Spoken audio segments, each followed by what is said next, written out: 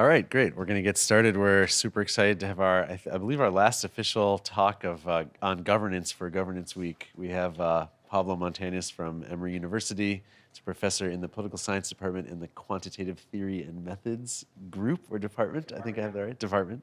And he's going to talk about proxy voting and delegation. Pablo, we're really excited to have you. Take it away. Thank you, and thank you for having me. I'm a bit of an outsider to some of the work here, but I've been listening and talking and reading this week and before, and I was trying to think of where some things I've been thinking about in other domains might be somewhat applicable or interesting, and kind of identifying problems in Web3 that are of governance concerns. And Andy's talk earlier in the week kind of illustrated one big one is this problem of low turnout.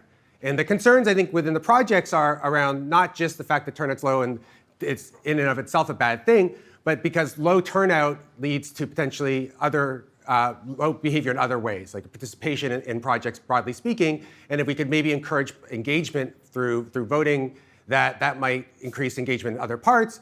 But there's other kind of reasons you want turnout to be at least not super low, which is that it may be a protection against capture. So if turnout's really, really low, then kind of adversarial proposals can be made, and if people aren't paying attention, voted on, and changes can be made that are adversarial and undesirable.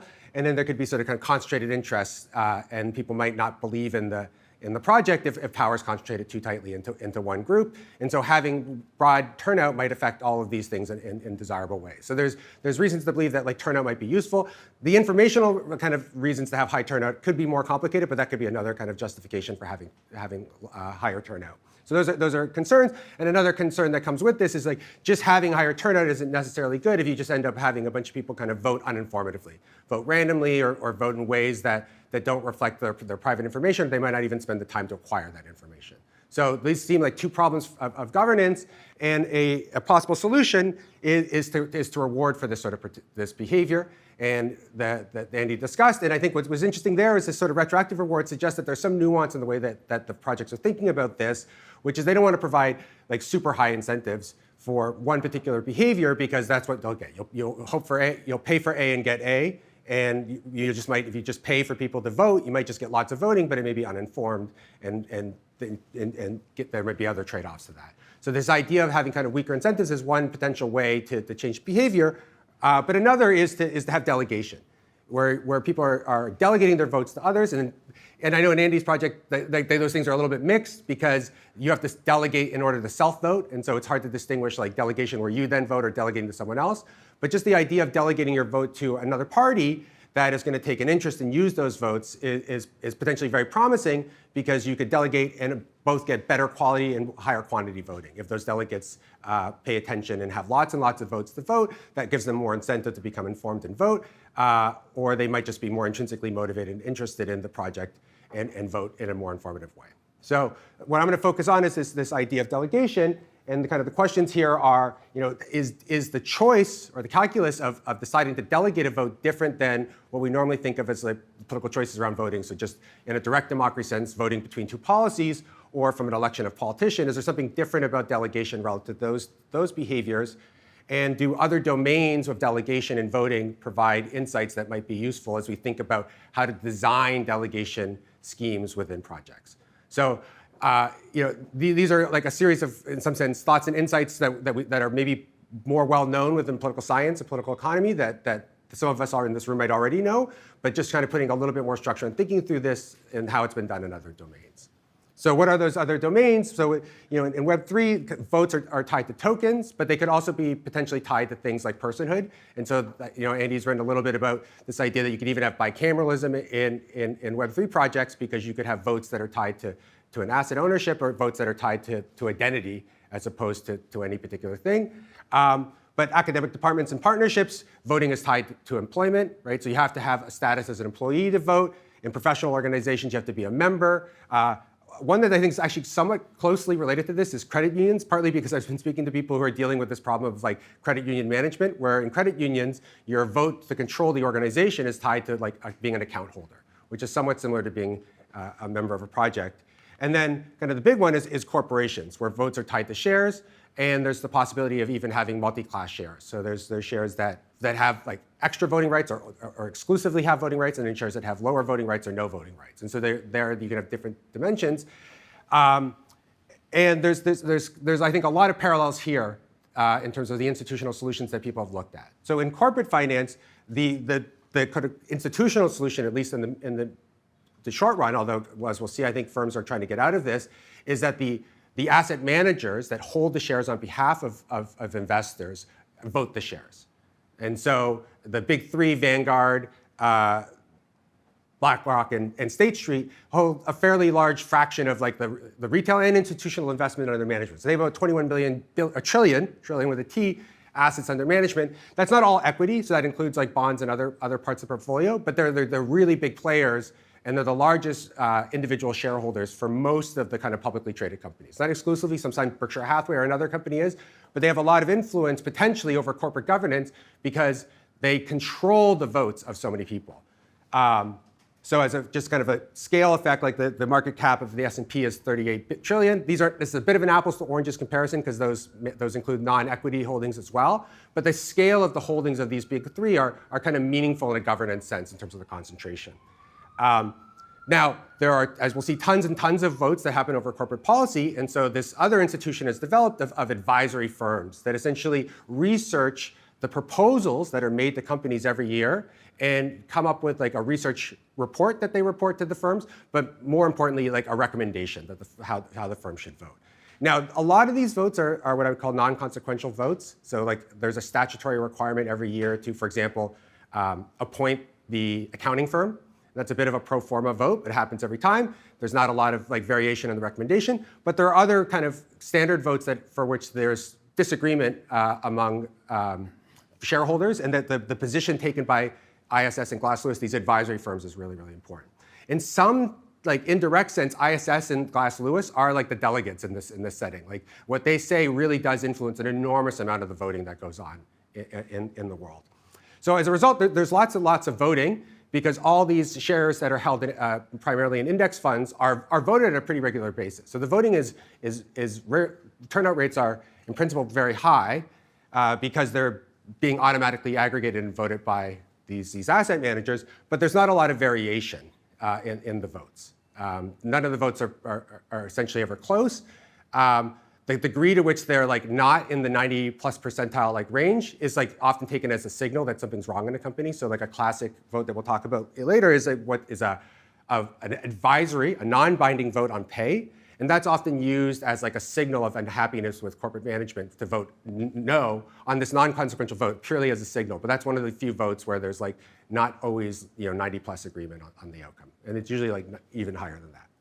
But so this is the kind of the current, almost the status quo. It's changing kind of as we speak. And one of the reasons is that firms want to get out of the asset managers want to get out of the business of voting.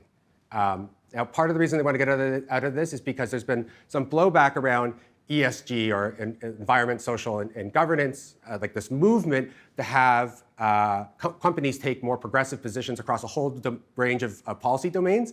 I'll show you an example of one where they're often not, very clearly I would say, not in the interest of the firm itself. And so we almost might think of some of these proposals as like adversarial proposals in the way that we might worry about them in a project, where activists have made a proposal to a company that's clearly not in the company's best interest. But there's been, some of them have like signaling value and are relatively progressive in certain policies. And BlackRock in particular took like a relatively public position that they were going to be in favor of and propose that suggested that they would vote their shares in favor of them, particularly around environmental policy.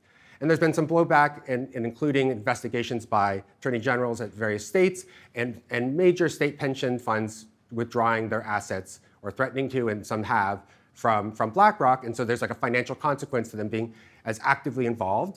And then there's also this kind of worry about the concentration of power in the firms. And so they have so much voting power, they like to devolve some of that voting power so they're not subject to maybe more regulatory scrutiny. And then there's this kind of over-reliance on these two major advisory firms. And so there's not a lot of variation in the voting power. So it's like even further concentrated beyond the fact that it's owned by a few investors because they're relying on the exact same advice. So one proposed solution was to essentially just devolve the votes right back to the shareholders and say, okay, you shareholders, we are no longer going to vote your votes.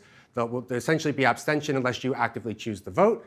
And the problem with that is it's just an enormous number of votes that people would have. So I don't know if any of you ever get these like proxy statements in your mail. If you own, I've inherited some mutual funds that are run by an uncle in Milwaukee, and so they're not managed by these big firms, and we get these enormous number of proxies. It's just junk mail, right? No one actively participates in these sort of opt-in proxy statement votes. And so the speculation is, we know that people don't do it right now. If we just started sending them more mail, the speculation is that it would just be tons and tons of abstention. Now, it's not clear from from a corporate governance perspective that high rates of abstention would necessarily be bad. Because one thing that would do is it would make it actually easier to have what are called proxy fights. So when active investors want to replace a CEO or threaten to replace a CEO or leadership of a company, one thing they often do is they propose a new slate of board members. And it was very hard to get those board members elected, but if turnout rates were really, really low, it'd be much easier for an activist investor to be able to, for example, place new board members on the right. So it's not clear in this setting that low abstention would necessarily be good, but it's something that people are worried about. And it might lead to just kind of very uninformed voting. Like if I was presented with thousands of choices, I wouldn't do anything. Now, every statement has at least these kind of 3 statutory proposals, but I've looked at most of the largest market cap companies and just gone through all of these proxy statements, and they, Amazon had 16, I think Eli Lilly had even more than that. Like there are a lot of these proposals. You or I could read them and I think come up with a pretty sophisticated judgment of whether or not they were good. Most of them are bad, but some of them are good. Like it's not like simply voting no on every shareholder proposal is what I would suggest. Can I ask? I have a couple questions here. Yeah. I'm not clear yet. I feel like you haven't defined the problem that corporate governance is trying to solve, and I'm having trouble therefore comparing this to Web3 governance and getting. I'm not seeing the connections yet. Yeah. So I think this is just kind of the default thing that they're doing, and what they're going to move to is something like delegation. So they're going to start managing a delegation. And the problem that is being what is the goal of voting in corporate governance, and is it the same as voting in Web3, or is it different? I think it's a mix, actually. So I think one thing that's a big distinction in corporate governance is they have this thing called a board that is this intermediary between shareholders as a boss, right, of the CEO.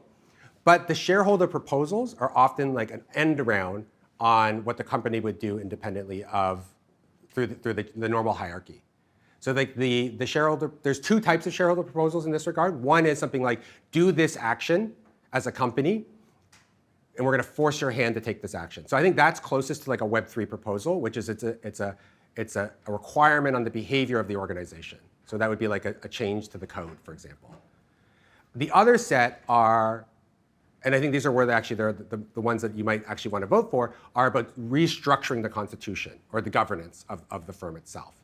And so those would also appear in Web3 as kind of meta discussions. Like we're going to change the way we make decisions as a project. And so those governance proposals are like that. They're like constitutional reform. The other ones are direct actions that the project would take, and both appear in proposals.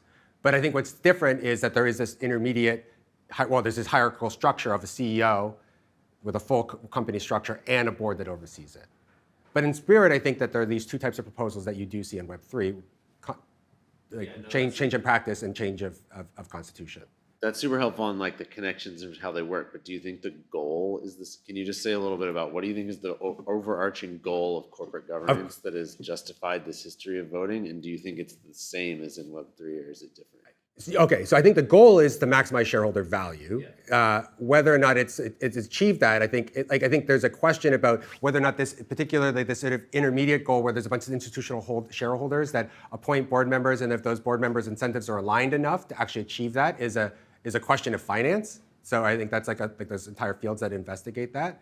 My guess is that it's not the best possible institution. Like I think one thing that's like interesting about Web3, and as like I think I meant to say this at the beginning, like what creates like an interest on my part is like technologically, like many more solutions are feasible at this point, right? Like the independent board with elections and an annual meeting and mail out ballots has been around for a long, long time, and it was technologically what was feasible. There may be kind of institutions of like more regular voting that are more feasible now with technology. So this is like a second best institution given the physical technological constraints of the era, I think. And I think there's a sense in which it's not necessarily super functional. Although, as we were discussing the other day, like you see this sort of board management type hierarchy emerge in other things other than just corporations. So it seems like, I just want to make sure I'm understanding where we're heading, but it Yeah. seems like your position is like there's some overlap in the goal of governance for the two, and so we can learn. Yeah, organizational performance. Yeah. So here, shareholder value, and then what the project value is, I think, is an important question about what type of delegation model you have in mind. Right. Some projects will have like a profit motive, and some projects may have a more civic minded goal. Yeah.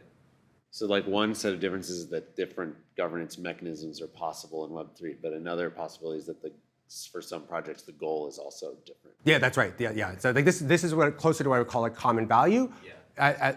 Although you'll see, I think that the proposals themselves exist in a policy space that I wouldn't call common value. Partly because there's activists who have goals beyond firm profit maximization, which I'm calling adversarial, right? In this sense, because I think the understanding as a shareholder is that this is a profit-making firm, and like I buy a share in that to engender to enjoy those profits. But there's activists who say, well, we care about things other than the profit of the firm. Another kind of proposal they've had in this realm was like a survey and predict type approach, where they were going to survey shareholders and then figure out what their preferences would be for various proposals that come to mind and vote in the shareholders' interest. This is like a very centralized approach, though, because it requires the firm to be it requires the asset manager to be the translator of these like survey responses to actual choices over policy. And there's questions about whether or not people even have like coherent views that are predictable across these domains. The agendas change over time, and so you'd have to be kind of surveying voters or surveying shareholders on a regular basis to find out what their actual interests and views were.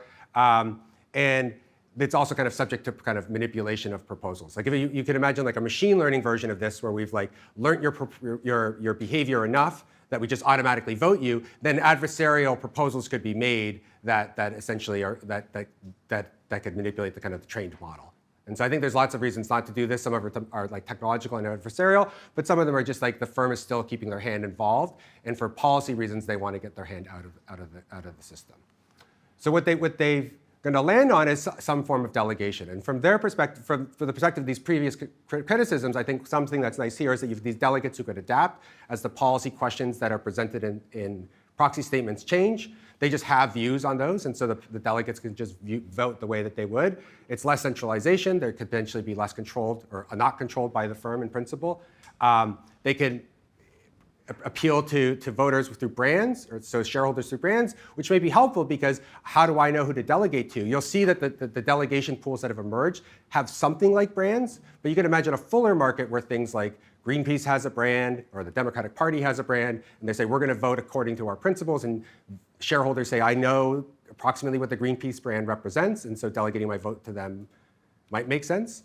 And they could, in principle, also do independent research, not relying on ISS and Glass Lewis. What we'll see is that the sort of delegation that's been proposed and that's being implemented isn't quite this ideal, but it invites questions like how to structure, like who to invite, for example, as delegates, and also invites the question of like how are actually people going to select delegates in these settings. And so I'll eventually get to that.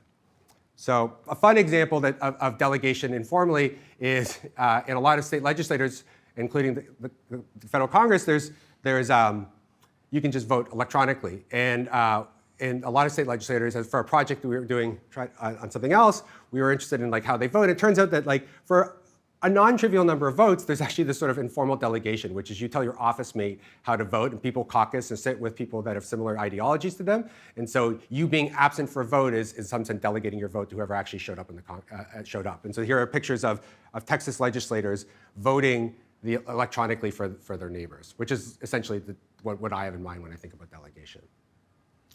Okay, so how did BlackRock institute this? So the first thing that they've done is they've rolled out what they're going to call vote choice to institutional investors. So their total equity pool is about 4.5 trillion in the index fund equity.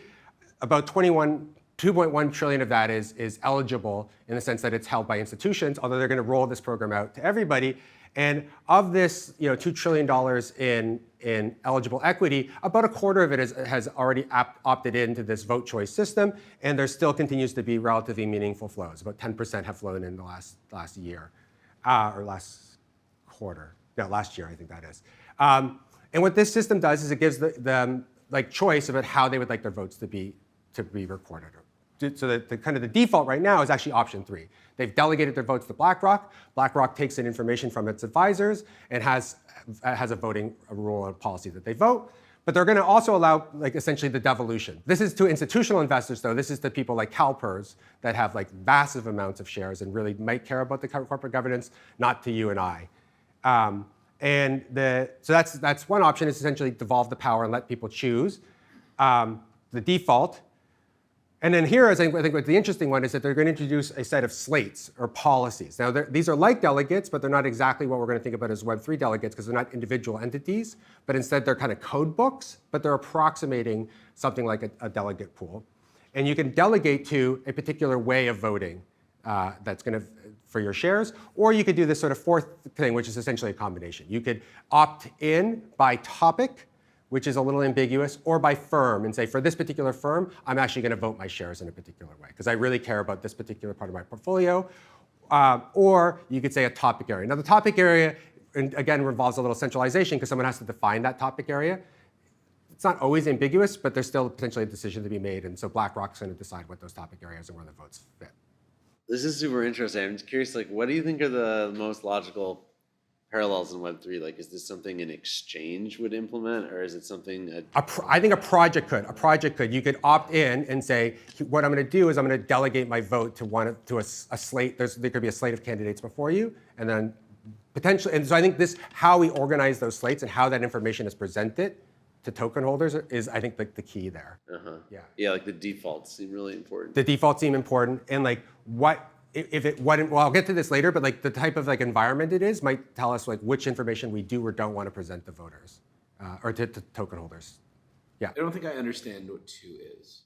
So I'll show you some examples of these slates in just a second. Yeah, but you can think of these as platforms by political parties in the space of corporate governance. Yeah. Is the idea that you delegate once indefinitely, or you delegate per vote? You want, once indefinitely. Yeah, and I think this sort of whether or not it's permanent or there's an expiring term, these are the sort of design considerations that we'd want to think about. Do we want this to be a one-time action, or something you could revoke? Is there any idea of this liquid democracy type concept that people talk about in the Web3 space, where I can delegate, but then I can override on specific votes if I? Yeah, that's right. So that's kind of what 4 is. Right, option 4 is you can essentially override on any vote. Yeah. So on 2, maybe I don't understand what a policy is. Yeah, so I'll give you some examples. It's not a specific proposal. No, these are the mission statements for these policies. Okay, so these policies, these are not actual delegates, right? These are policies. These are code books. In the same way that when ISS makes a recommendation to an asset manager on how to vote, they have a long set of rules. And for example, one of the rules would be something like the following. We believe that being on a corporate board is time intensive, and we don't want people to serve on too many boards. So we're going to vote down anybody who's on more than 5 boards, and we'll recommend a vote against them. And so they have an algorithm that they essentially they go through. Now, some of these are ambiguous, and so there's research involved, and there's a decision maker.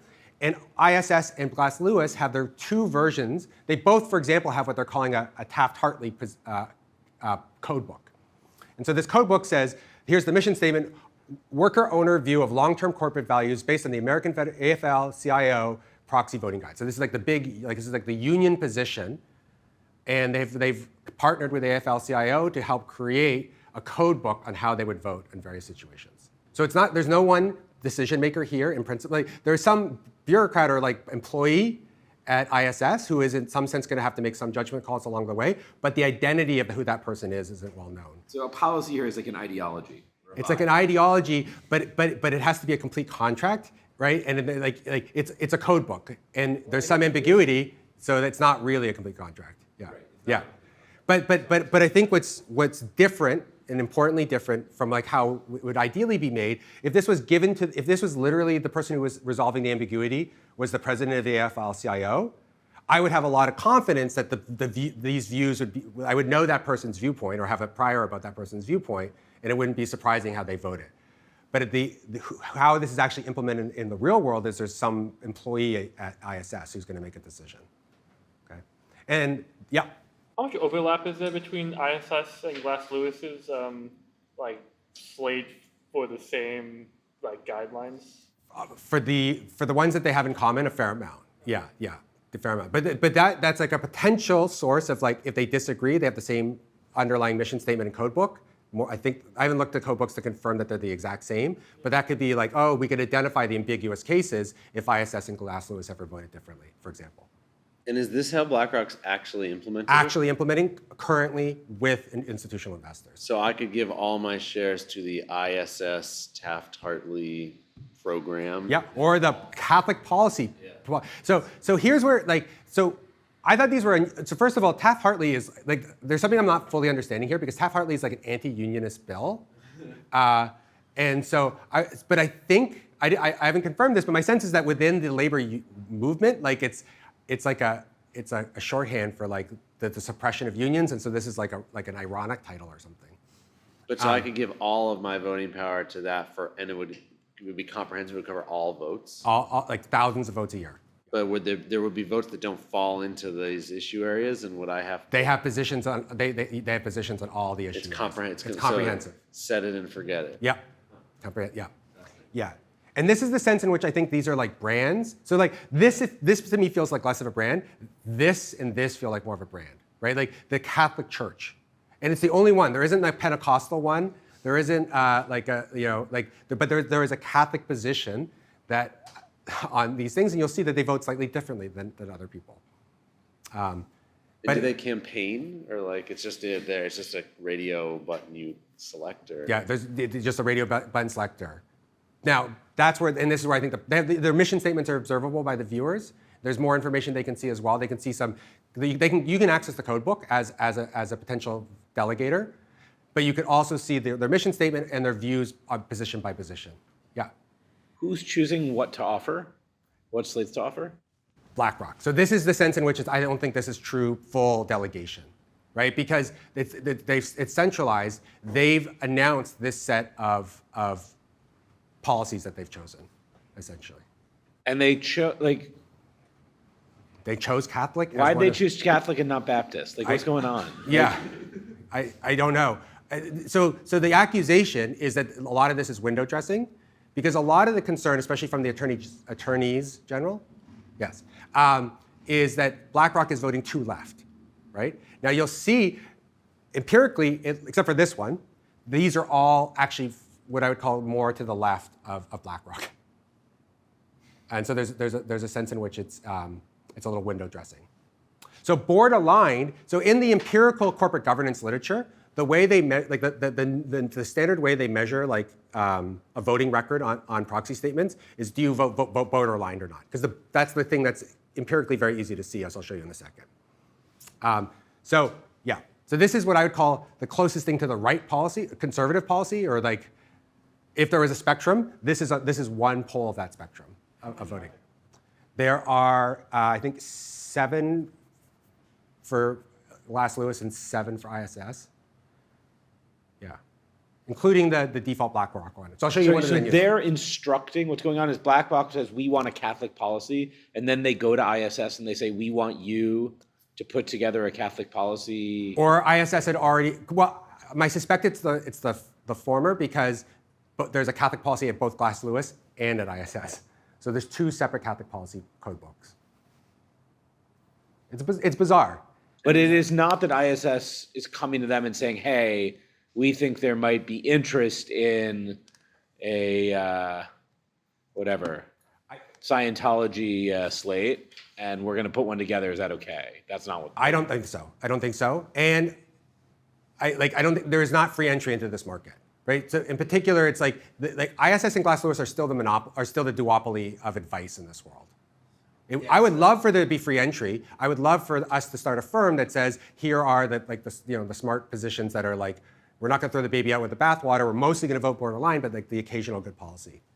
That's not an option in this world as far as, no, it's not as far as I know, like it's not an option, and I've looked. And does that mean that ISS and Glass-Lewis are getting compensated in some sense just by like the general provision of this service, and there's no like if more people opt into this category, that category? That's right. So if I was going to structure like the market from de novo, I would love a market where you could, as a firm, enter with a thing and then get a micro payment, like for every vote you cast. I think that would be a much more interesting thing. Now, there's economies to scale here, right? So the ISS reviews every proxy statement.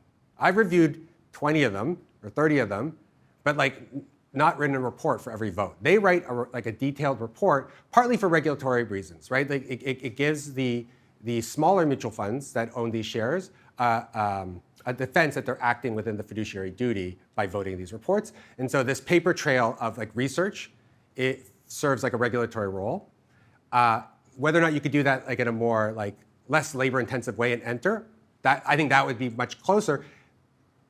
Well, let me say closer in spirit to what I think is what will happen in Web3 or could happen in Web3, but also like I think a more interesting market to design. Well, one of the things that's interesting in Web3 is a lot of the, not all of them, but like in some of the DAOs with serious amounts of delegation, the delegates get compensation as a function of the amount delegated. Yes, and I would love for there to be something like that, right? Like this would create like a real appeal to have a brand and a knowledge. Yeah. Okay, so let me show you that they're administered by ISS and Glass-Lewis again, and they provide like as you can go as deep as or as little as you want. You could read the mission statements, right? Or you can start going deeper and deeper and reading their like announced positions on things like board independence, or you can go all the way to the code book. Okay, yeah. So the code books are some of it's very uncontroversial, some of it's very easy and what I would call a complete contract, and some of it there's ambiguity. So what are these like? This is my favorite one. This is from Coke. This is one of the very first ones I looked at, but there are a couple of things I really love about it. So the first is like these are the 3 standard proposals: nice, inviting pastel colors. Right? And then like denuded grays vote against these like adversarial shareholder proposals. Sorry, what is this? This is like the forum, so to speak, of like a Web3 where people are discussing policies. These come through what's called a Schedule 14A. The company releases these are the things that are by Coca-Cola. Yeah, and then submit it to the SEC. And this is like the document where ISS will then evaluate whether or not it wants to support or not support. So there's all sorts of supporting documents. I'll show you a very small snippet of what this sort of debate, but there's like an actual debate that occurs within these reports where they're arguing for their positions. Okay? So these are the 3 standard: election of the board, so the governance institution that serves, this sort of advisory, non-binding vote on executive pay. They justify, there's pages and pages of justification for the executive pay, and then this sort of ratification of accounting. Okay? This is like the, I don't know, the vote for the dog catcher. Like it's on there, but it's not like a particularly controversial thing. And then these are like I think much more controversial, and I'll argue are kind of adversarial. I'll go through one example in just a second. So again, here's like nice pastel colors, vote for this, and then it's like an attack ad. Like then it goes to black and white, and it's like don't vote for this. These are bad things. Okay. So here's an example of one of these proposals. Shareholders ask the board of Coca-Cola to commission and disclose a report on the external public health costs created by the company's food and beverage businesses in the manner in which such costs affected diversified shareholders whose ability. So it's like, tell us why you're bad and like publicly make this report about like it's just not something that's in the best interest of Coke shareholders. But then they try to make this argument that it's in the best interest of shareholders because they're broadly held and that the cost of of high sugar sodas is so great, the externality is so great that it hurts the entire net worth of the US stock market. That's essentially the argument they're trying to make, which is like it's in the best interest of Coke shareholders for Coke to not exist. Because it's like a net social loss, and that's what they want Coke to say. So that's like the argument that they're trying to have this so I would call this an adversarial position. But what's nice is that there's like a whole little debate that occurs, and what is very surprising to me, and where there's actually like one of the governance questions that gets raised a lot is what are the barriers to entry for making these proposals? But the barriers to entry are relatively low, and so here's one of these things talking about the thirst for liquid candy, right? So I would really call this like adversarial, and then Coke management gets to make a response, and they're not held to like good causal standards, and so they can present graphs like this that show, look, sweeteners are going down, obesity is going up, therefore, and maybe they're right actually, like the funny thing is like maybe like the sugar content of soda isn't like so important, I don't know. But they get and so there's a rebuttal that are there. And I think this is like, if you could imagine Web3 debate over a proposal having like both sides kind of arguing through things, this sort of information provision is actually quite nice and useful. And this is the sort of thing that ISS would use to make decisions. Okay, so here is the sort of diversity. So 1, 2, 3, 4, 5, 6, 7, 8. So there's 8's the borderline. So I think it's about 7 each, including the kind of what they're calling the BlackRock basis, which takes in these reports from ISS and Glass-Lewis and it adopts the BlackRock thing. So the thing to notice is like there's something like an alignment that they've created here, left to right, right? So this is like the most liberal, measured by how often the recommendation agrees with the company's recommendation. So the company's recommendation is easy to see on the report. It's against or for, okay? And so the measure of here is like more red, disagree with the company recommendation more and more. So two things I think that to note is like there seems to be like this, as defined by agreement, this clear dimension of ideology, but there's some second dimension potentially that we could even see a little bit from this disagreement, and it's things like board opposition. So BlackRock, I think part of what they're trying to show here is like, hey, we've been accused of being very left in our positions on all of these areas, on E, S, and G. But look, we're actually the most board aligned of all the policies in this slate of possible policies. So this may be part of how they've chosen the various things. They chose the Catholics and not the Pentecostals because the Pentecostals are really right-wing in their views or something. This makes them look like the most conservative of the options. Of course, the real conservative one in this space is board alignment. Yeah. And just to clarify, in this setting, there's no partial delegations. You can't split your shares between slates. So no, you can't split your shares, but you can recall your vote. You can revoke the permission, but you can't split your shares. And then I think this is an open question, is would you ever want to split your shares? Like if one is actually better for you, what benefit is there to fractional delegation? Because fractional delegation is like one of the first things I thought of is, so as I've been thinking about like applying this to Web3, I'm like, oh, everything's possible. Let's just start thinking about all the possibilities. And fractional delegation was one I thought about, but it doesn't really make sense. Either one delegate's better for you or not. The times in which you would be indifferent and want to fractionally delegate don't make sense. What might make sense, and I'll briefly talk about, is delegating to what I'll call a caucus of delegates, where they use an aggregation rule, and then you use the aggregated decision from that caucus to make a decision. That might be a way to fine-tune policy, but fractional delegation doesn't fine-tune policy. I think one justification in Web3 for fractional delegation is like if you're a very large token holder and so it's bad, that's right. You just want there to be a diffusion of power and you kind of want it to be heterogeneous or something. That's right. So I'll suggest just a hard cap on how many delegates someone could get as a solution to that. So like you could allow people to naturally do it, but if the thing you actually care about is concentrated power, then just putting a cap on how many. Now, you don't want to cap how many tokens someone might own or how much voting power they might accrue naturally, but you might put a cap on how much they could be delegated to. Okay, and then so this is by a paper by Bolton and Howard Rosenthal, where they essentially applied W nominee to a bunch of institutions. So this is a way of what political science would call ideological scaling. I think I would just probably call it like a vote scaling, and then it's a kind of a factor analysis, see how many dimensions there are. Whether or not there are two dimensions or not is I think not as important, but to see that there's I would call meaningful variation in the voting policies of various organizations that vote their shares on a regular basis. So we've got CalPERS, which is the largest US pension fund and the largest US pension fund in terms of equity holding, CalSTRS, and Vanguard, BlackRock, and then you've like just as an outlier, the Colorado Fire and Police Pension Fund. So there's lots of smaller pension funds out there that actively vote. Not every pension fund actively votes, though some of them just delegate to their asset managers. What this picture is trying to illustrate is that here's Glass-Lewis and here's ISS, and there appears to be a lot of variation in like their voting behavior along this dimension. So they're both very aligned here, and then there's some sense that there's a second dimension. And this is how often they vote essentially on pay for advisory votes on pay. Glass-Lewis is a little less board affiliated on this dimension. So we can't know what these dimensions are, but the strongly held like kind of belief is that this dimension is voting on pay approval, and then this is everything else.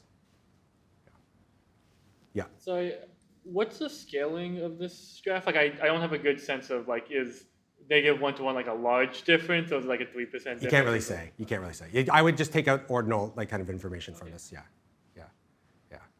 This gets, in political science, there's a lot of like fights about how to interpret these things. In this setting, I would even be more cautious. But I think the thing to take away is that there's potentially 2 dimensions or more than 1 dimension, and that there's variation, empirical variation in how these various organizations vote their shares. It's a PCA, or it's something like that. What they first do is they write they kind of structurally try to estimate like a parameter for each firm as their what they would call their ideal point. And then you can run it with 1 dimension and run it with another, and then look to see which kind of fits the data best. Is essentially the process.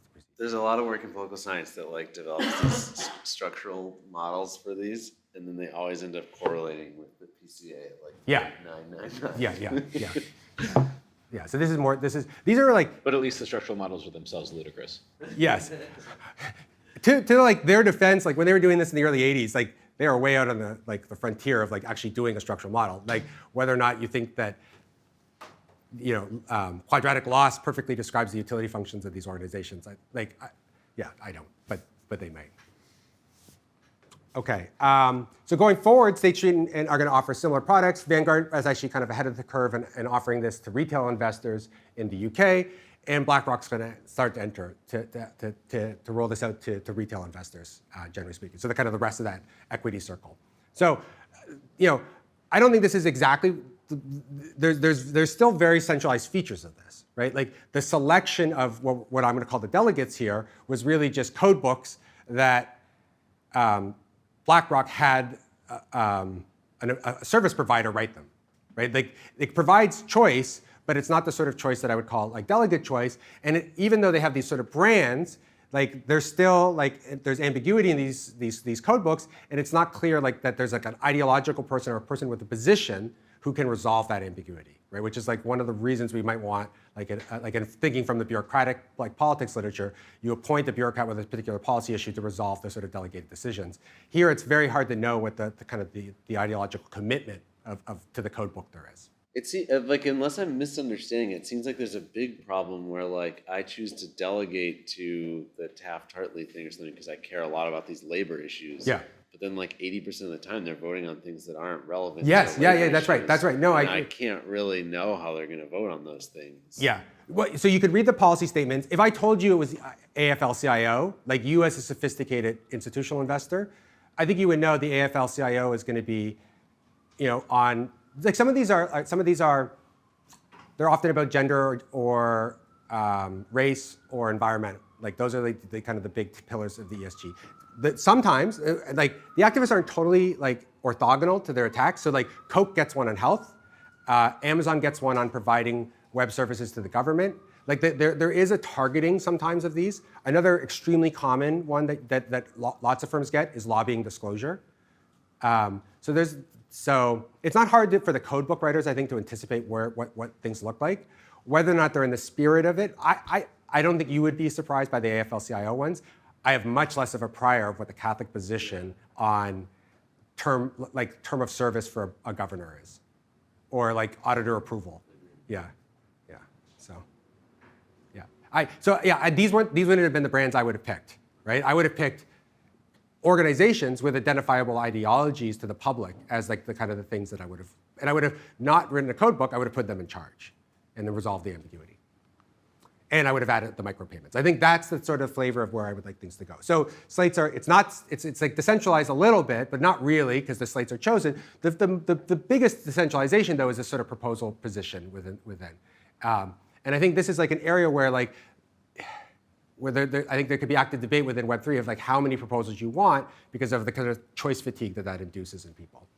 From the informational perspective, I think it's actually quite good. These are like better than the average like debate that you read online. And the policy space appears to be at least a little bit multidimensional. So for the Web3 setting, can token holders become delegates and anyone become a delegate? Is there free entry in the delegation into the role of taking tokens? Is like, I think, a question. Do they have platforms? They might have reputations within a project based on behavior other than voting that's identifiable, or behavior off platform. And so there may be brands or reputations that are developed that might be useful. Do they want to span those reputations across multiple projects, for example?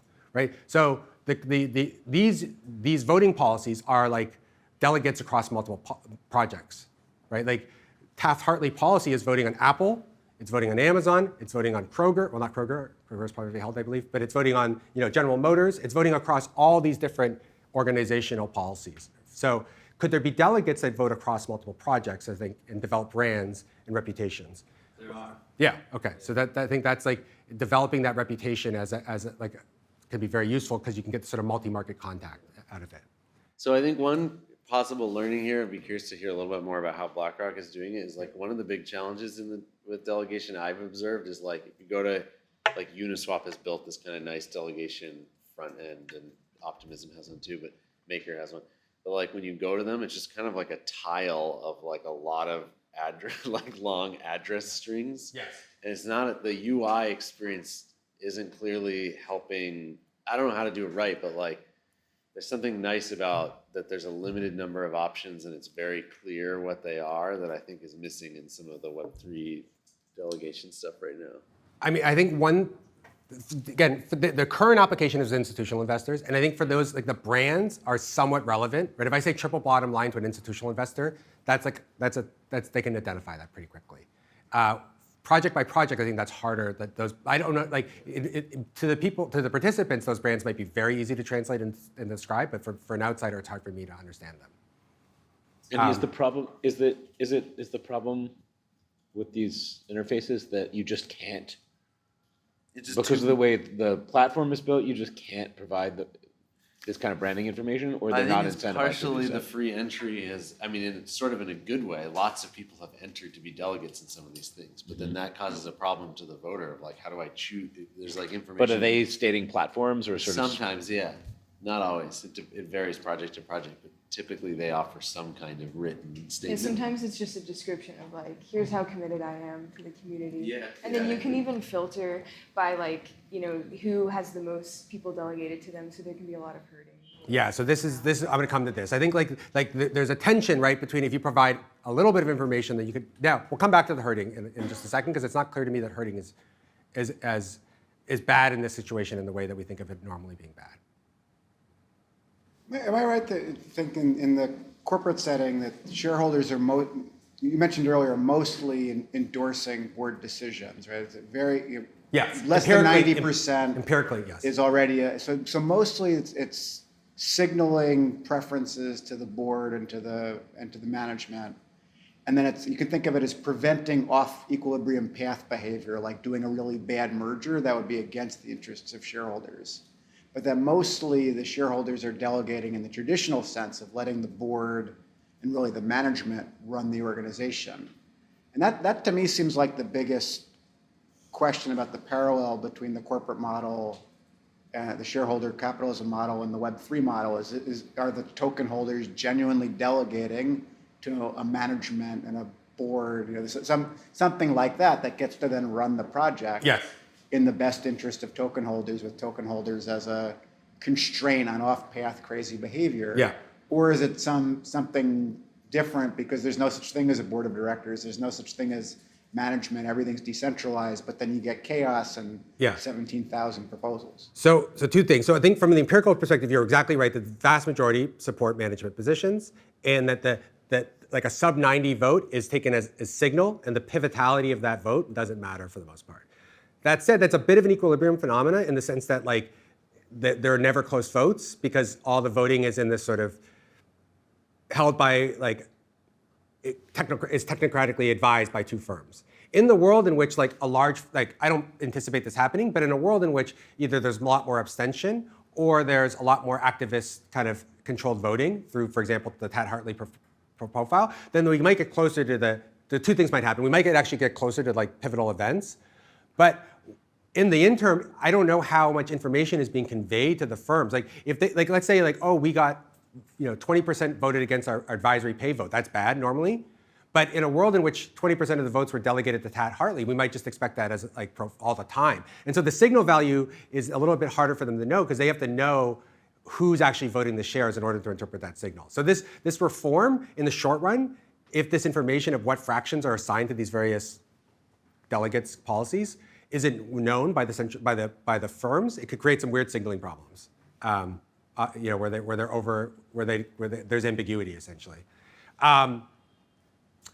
So I think the board structure is like that's very, very different. Like some of these proposals are like immediately actionable, right? And can be written as a smart contract and like actually implement it. So that's unlike almost any of these things. None of the non-governance like write a report things have ever passed to my knowledge. So I'm trying to think conceptually about what's going on here a little bit, and I guess like a question like so. The board are supposed to be the delegates already. Yes. This is like a two-step kind of delegation. Yeah. Yes. So we're adding another layer of delegation. Well, BlackRock is, but yes, yeah. And are we going to need another one? Like, what is? Yeah. So part of this is, but part of this is like originally, right? Like pre-asset management, right? Like two things were true: that there were a lot more individuals actually voting their shares. And that there was a wider variety of institutions that were making these decisions, and this institutional like force of ISS and Glass Lewis hadn't like so like over time there's been more and more centralization of like kind of voting behavior. So you want to say this is a solution to a political problem for BlackRock? It has nothing to do with, in some sense, underlying fundamentals. I don't know. Like in 1920, like there was still this sort of proxy vote with a set of governors, but these proxy votes might have been those votes were more distributed at least back then. And therefore, what? Therefore, there was like there could be more information aggregation, for example, about whether or not someone was doing. There's no information aggregation going on. I mean, there's a profession called stockbroker where that used to like investigate and give recommendations for shares, and like they had some information about like the performance of the company, and they could be happy or not happy with it. Like there's zero information aggregation. That was valuable to the board and the CEO as qua information. Relative to like the current setting, to about a moral hazard problem or something, or a moral hazard problem. It could be, yeah. So this is much easier for the board to be captured in an environment when they're elected all the time. But if there's it was easy. Like, so one thing that like I suggested earlier is that if turnout was much, much lower, proxy fights would be easier. Right? Proxy fights are very hard and never actually like really, like they're very, very off path because they're complicated and expensive. But if turnout's really, really low, then they become much easier. And so that sort of like disciplining of the CEO becomes easier. So in this current environment, there's super, super high turnout and very high voting rates, like, and nowhere close to pivotal voting. And so this might actually be useful in the sense that it gets us closer to pivotal events. It makes proxy fighting easier if Taft-Hartley's voting 30% of the votes.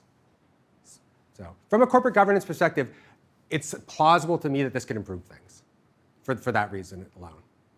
So I think like a big distinction is whether or not it's like if you would ask me corporate governance, is that a common value or private value setting? It's like, well, like shareholders announce that they have this preference for higher share prices. That's why they buy shares. But then you get these sort of adversarial like small holders that are doing it. And so it's not clear to me that this is like necessarily a vertical environment, but that's a kind of the classic setting of a jury, or maybe the federal Open Markets Committee is another example, although there's like empirical evidence that there's maybe two principles there.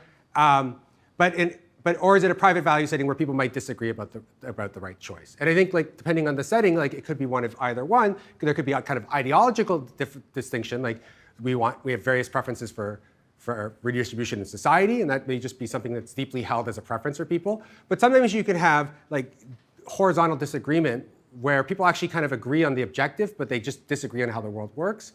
And in principle, there's some amount of information you could provide these groups that they would agree with each other. But like an example that I think of a lot is like between YIMBYs and left NIMBYs. They both say they want more affordable housing. They seem to have the same overall goal of like more access to housing, but they just vastly disagree about which policies could achieve that. They have the same objective. In principle, you could like run enough RCTs where you could convince them that one of them is right and the other is wrong, and that they should both do the same thing. But like, that there's not enough information in the world to do that. So there could be different sources of kind of horizontal differentiation. So here's a kind of a classic problem from like what I call normal strategic voting, which is there's a voter between a left and a right choice, and they want to vote for the policy that's closest to them. When there's two policy choices, they could vote what we would call sincerely, just vote for the thing that's closest to them, or strategically. And with two policy choices, those are equivalent, right? Just vote for the candidate that's closest to you. But if you introduce a third candidate, then there is a possibility that what we would call the strategic choice and the sincere choice would be different. So I've written this to the sincere choice of the voter is closer to the centrist, but this voter has to decide like which of these choices is going to win potentially. And if there's like a non-viable centrist, then sincerely voting for that person isn't in your best like instrumental or strategic goals, at least if what you're concerned about is who wins the election, because that might be a quote unquote wasted vote. Right? So that could happen with like a third party in the center, or it could happen with Ralph Nader in Florida, but there could be the potential for a wasted vote when there's three choices. But that's not necessarily true when there's delegation, right? My delegate here, the important part is that the winner depends not just on my own action, right, but on the actions of like the entire voting population.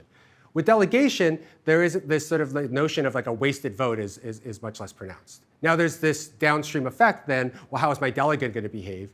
But so we want to have a criteria by which we might think about what's a good or bad delegate. But this notion of kind of strategic interactions, at least in terms of who actually gets to be a delegate, isn't fair. Now there may be downstream strategic interactions that we'll punt on for now, but this sort of classic one isn't there. So we don't have to worry about viability or spoiler candidates, at least when we're allocating. Now it could be that it depends on the number of votes, right? Or it could be that other issues arise downstream between like the set of delegates might endogenously affect what proposals get made, for example. But like on the immediate like political behavior of voting or assigning a vote to a delegate, that's something we don't have to worry about. So what information should we provide, right? I think this is like to the kind of earlier points, like in a common value setting, we just like to know who's highly qualified, right? And highly qualified might be evidenced by like past participation or expertise or knowledge about the platform that someone could signal and present in their little bio. You know, like a faculty running for the faculty senate, one way you could signal like knowledge is say like mention all the disciplines, right? You could like the scientist that actually mentions that they like would be interested in the views of humanists might like appeal to humanists who say, "Whoa, a scientist knows that we exist. Thank you." You know, so there may be ways like simple ways of signaling some sort of like knowledge. So through a resume, other aspects of behavior, or there could be something like a party affiliation, some sort of like I also belong to this organization, and the views of that are well known, or endorsements by others. Okay. So there could be like literal endorsement statements that are written, but a form of endorsement is the kind of the number of delegated votes that you have. So imagine you observe this sort of menu of three possible delegates. Then you might add, you know, okay, well now who would you vote for? If you had this additional information, this is some evidence that Ethan's a better choice. But if you start to see that he has like thousands more delegates, then you might start to vote for him. Of course, what I'm describing is kind of the beginning of like a herding behavior. And so we might take, they could be uncertain, they have a signal about which, they have a choice between one or two delegates that they could allocate to, they have prior belief about which is best, they receive some informative signal that A is better than B or vice versa, it's informative. They observe the past choices, or at least a tally of past choices. What could happen is you could end up in what I'll, like a kind of a classic herding problem.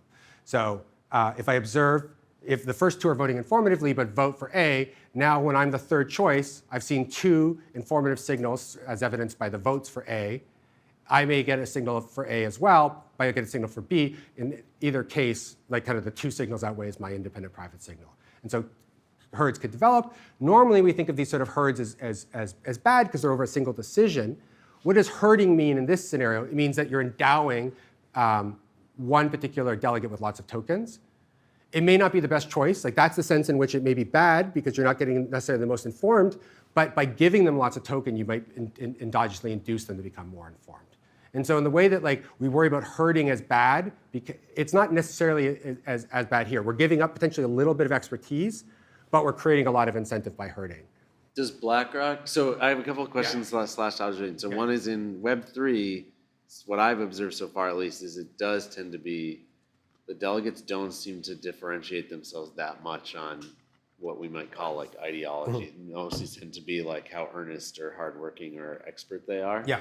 And you get to observe, as Eliza was saying, like how many people have delegated, and so that to me is good. That creates other incentives. Like it creates incentives to like have other people like encourage early delegation to delegate, like to create accounts and delegate yourself.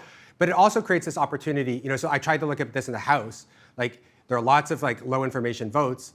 Do you want to create herd? It also creates an opportunity for like early movers to create herds potentially informatively, and especially like a very self-interest, someone with like strong beliefs in the project might say, I know herds are going to develop. I'm going to rush to create one on the right delegate, right? Which is not the sort of thing that occurs in a normal herding model. So the two things that seem different in the BlackRock case is they seem to be intentionally, because of the problem they're trying to solve, I guess, they are different. The delegates are differentiated by, I don't know if ideology is the right word, but something. Yeah. And as far as I understand it, they're not providing any running information on the size of the No. Which could also have these like downstream signaling problems, but yes. Now, what I will say is they are picking ideologically diverse platforms, and it may be for those political reasons, but the previous empirical research suggests that there is, ideology is a strong word to put on it, but there is like different firms are, like CalPERS is voting predictively different than like a non-union led investment fund. Yeah, an interesting question for Web3 is like whether as the voting systems mature, they'll become more conflictual. That's right. So exactly. So this sort of yes, exactly. So this might evolve over time. I don't know if I say this later, but like, we might have a lot of common value now, but as the project ossifies, at the very end, as you're making this permanent decision, it might become much more private value. The thing that I like, the temptation I had throughout this, as I started thinking through this, is like to write more and more complex like rules. And like I think we want to like the kind of the pure behavioral aspect of the political behavior. We want to. I think there's like a caution against this sort of complexity. It's like one of the kind of the things the temptation to write the more complicated thing or to have the complicated rule when there's like limited information and turnout's already so low, then it seems like there's already enough what I would call kind of informational barriers to entry, and so making it more complex a decision I think is not good. But if it's going to be a limited amount of information, then inducing the choice between like inducing bandwagons or having no information or the sort of the underlying policy conflict really then matters. So endorsements and a little bit of concentration may be good here, right? Because like it provides incentives to actually become informed. And so I think that's like a kind of a missing piece, that there's delegation is both to the more informed person, but can endogenously create more informed people by having delegation. But I think since I'm out of time, I'll end there. But thank you for all the questions. I have a question. It's sort of for you, Pablo, but also for the room, which is if you have a Web3 project that, let's say the goal really is profit maximization, and I get that in non-Web3 land, right, there's for-profit companies, there's non-profit companies, there's B Corps. But let's compare the for-profit shareholder capitalism model to a Web3 project that is trying to maximize the profits of the project for its token holders. I'm curious what you see as, if you or others in the room have a prediction for where the Web3 shareholder rights model will converge, and what they will do. I think how to even ask I'm just trying to get like for that special case, what do you expect is the right governance model? Do you see mistakes being made from having kind of too little authority? I would say so. My personal view is like in a setting like that, I think centralizing a little bit of a little hierarchy is actually good. Now, so that's my general like. We were having an earlier discussion, like boards seem to be this thing that develops across a bunch of domains, nonprofit and otherwise, right? And now what's interesting is they're like how those boards are formed and elected. Are they self-forming? Are they self-replacing versus are they elected? But the elected board provides, in principle, a lot of shareholder rights, right? Because there's this opportunity to replace the board. And just the threat of that replacement is often enough, right? Like that's like the corporate finance view, I think, or at least like the leverage buyout or the proxy fight kind of view of. And are there examples to date of Web3 governance, again, focusing on a for-profit Web3 venture, where the flexibility of the Web3 governance has genuinely accomplished something that hasn't been accomplishable in the shareholder rights model? Are there forgive my ignorance, but are there kind of fun, really creative, innovative examples of the use of that governance? I think power? the delegation. I think like the actual like the retail level, like the individual level delegation, where it's easily revoked. I think that's this. BlackRock's in principle going to introduce that, but I don't think it's going to be particularly like actively used. And I think there's at least some evidence, at least empirically, that people are doing it. So that seems distinct. One thing people say, and I'm not an expert on this, probably other people maybe can say more about, but I think there's like a very different goal of like, I want to create a protocol that no one is in charge of and that can't be changed. And then I want to like figure out how to govern it in such a way that it works but can't be altered. And if you can do that, so it's kind of a very different goal because that may not be a business and it may not be intended necessarily to make money. Then regular for-profit publicly traded companies could build companies and clients that plug into that protocol and are governed through normal shareholder governance. Does that make sense? So it's like one explanation of the Web3 space is like there's a very different governance goal. So the governance goal is not shareholder profits or token holder not be, profits. yeah. Generally speaking, not, Yeah. yeah. So you can imagine it's like you want to have a bunch of people write code together and like create an effective protocol, and you don't want anyone to take that over and be in charge of it and co-opt it. And if you can do that successfully, then any company that wants can then start a normal company on top of that. And then that could be governed through normal shareholder governance. I think that's closer in spirit to kind of Ethan's idea too, that governance can provide like a barrier to like being taken, like a commitment device of sorts. Yeah, exactly. Yeah, exactly. Yeah, it goes back to Ethan. It's like the idea that it would be great if people could build apps on top of something that isn't later going to, increase the take rate and stuff like that. Classic standard setting bodies are kind of somewhat related, like ISO or like Bluetooth, right? Where there is some compromise that's being made across disparate interests, and then sometimes they break and someone forms their own standard, and then you get FireWire. So there are these, and those are like the most salient standards, but there's lots of like smaller standards in the ISO world that are super economically relevant, just that aren't consumer products.